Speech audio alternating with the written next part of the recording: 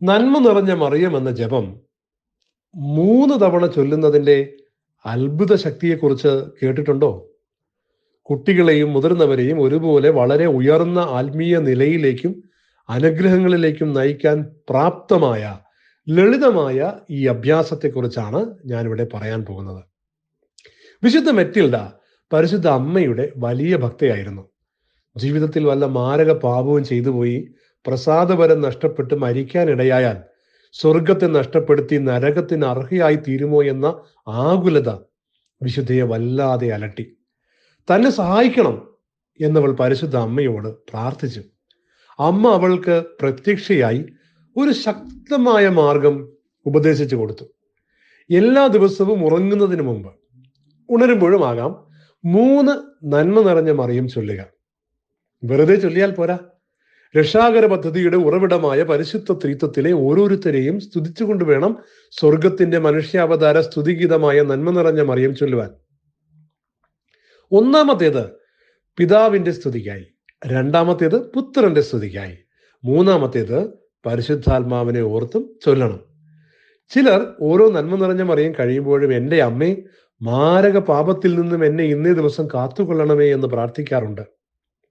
എൻ്റെ മമ്മിയുമായി വലിയ സൗഹൃദം സൂക്ഷിച്ചിരുന്ന ഒരു കന്യാസ്ത്രീ അമ്മയാണ് സിസ്റ്റർ പ്രഭ DSS. എന്നെ പൂർവികർ കാത്തു സൂക്ഷിച്ചിരുന്ന നിരവധി ഭക്താഭ്യാസങ്ങൾ പറഞ്ഞ് പഠിപ്പിച്ചിരുന്ന ഒരു കന്യാസ്ത്രീ അമ്മയാണ് സിസ്റ്റർ പ്രഭ.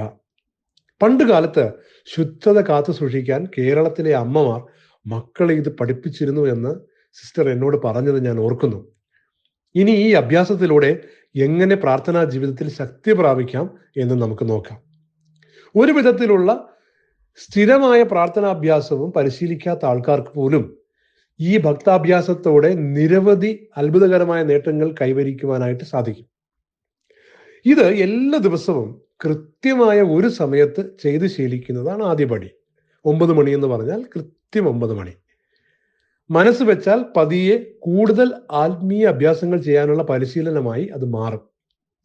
ഇടയ്ക്ക് ഒരാഴ്ചയോ 9 ദിവസമോ ഓരോ മണിക്കൂർ ഇടവിട്ട് ദിവസം 9 തവണ ചെയ്യുന്നതാണ് അടുത്ത പടി.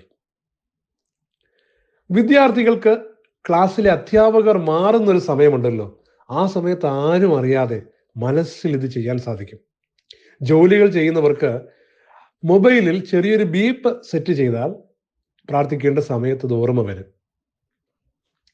മറ്റൊരു മാർഗം, ഒരു മാസത്തേക്ക്, നേരത്തെ 9 ദിവസം 9 തവണയാണ്, എന്നാൽ ഇത് ഒരു ദിവസം 3 തവണ എന്ന രീതിയിൽ തവണ കുറച്ചും കാലാവധി ദീർഘിപ്പിച്ചും ചെയ്യുന്നതാണ് അടുത്ത മാർഗം.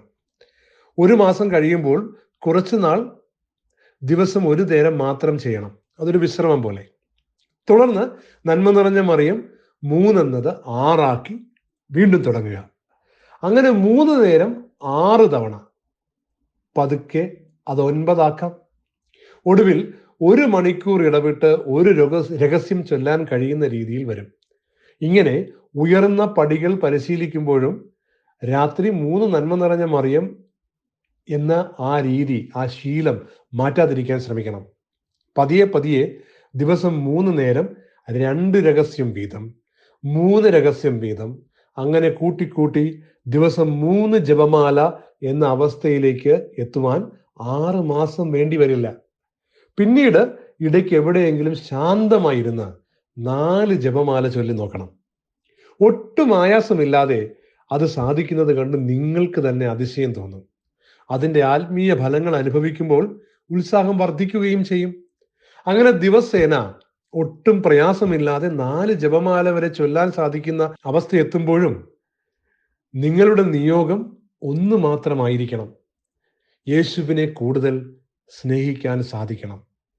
അങ്ങനെ ചൊല്ലിത്തുടങ്ങുമ്പോൾ നിങ്ങൾ പോലും അറിയാതെ കൂടുതൽ ബൈബിൾ വായിക്കുന്നതും കൂദാശകളിൽ താല്പര്യം ജനിക്കുന്നതും ഭക്തിഗാനങ്ങൾ കേട്ടാൽ മനസ്സ് ലയിച്ച് ദൈവസ്നേഹം കൊണ്ട് നിറയുന്നതും അറിയാൻ പറ്റും. പ്രാർത്ഥനകൾ ചൊല്ലുമ്പോഴും സ്തുതിക്കുമ്പോഴും ഒരു പ്രത്യേക ശക്തി തോന്നി തുടങ്ങും.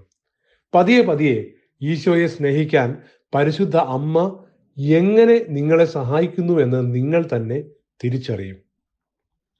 യഥാർത്ഥ മരിയൻ പ്രത്യക്ഷീകരണം നടന്ന ഇടങ്ങളിൽ ലഭിച്ച സന്ദേശങ്ങൾ ഒരാൾ സ്വീകരിച്ചാൽ അയാൾ കൂടുതൽ യേശുവിനെ സ്നേഹിക്കുന്നതായും പാപത്തിൽ നിന്ന് അകലുന്നതായും നമുക്ക് കാണാൻ സാധിക്കും. യേശുവിനെ അക്ഷരം പ്രതി അനുസരിക്കുകയും രക്തസാക്ഷിത്വത്തിനടുത്ത് സ്നേഹിക്കുകയും ചെയ്ത അനേകായിരങ്ങളെ മാനസാന്തരപ്പെടുത്തിയ നിരവധി വിശുദ്ധർ വലിയ മരിയ ഭക്തരായിരുന്നു. എൻ്റെ അപ്പാപ്പൻ, മമ്മിയുടെ അപ്പച്ചൻ, വലിയ ജപമാല ഭക്തനായിരുന്നു. അദ്ദേഹം ഒരു ദിവസം 35 ജപമാലയോളം ചൊല്ലുമായിരുന്നു.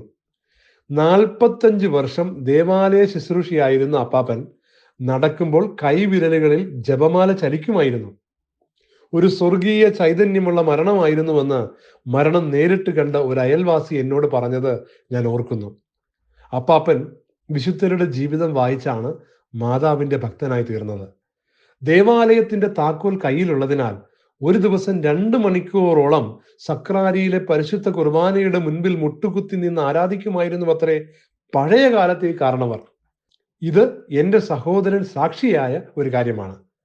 ജീവിതത്തിൽ എന്ത് ദുരിതം വന്നാലും ദൈവ തിരുമനസ് നിറവേറട്ടെ എന്ന് ഉച്ചത്തിൽ പറയുമായിരുന്നു. ഇതൊക്കെ അദ്ദേഹത്തെ അക്കാലത്ത് ആര് പരിശീലിപ്പിച്ചു എന്ന് ഇനി ഞാൻ പറഞ്ഞു തരണ്ടല്ലോ. വിശുദ്ധർ ജീവിച്ചിരുന്ന കാലത്ത് യേശുവും മാതാവും അവർക്ക് ദർശനങ്ങൾ നൽകിയിട്ടുണ്ട്. മരിയ ഭക്തിയിലൂടെ ധാരാളം ഭൗതിക അനുഗ്രഹങ്ങൾ ലഭിക്കും.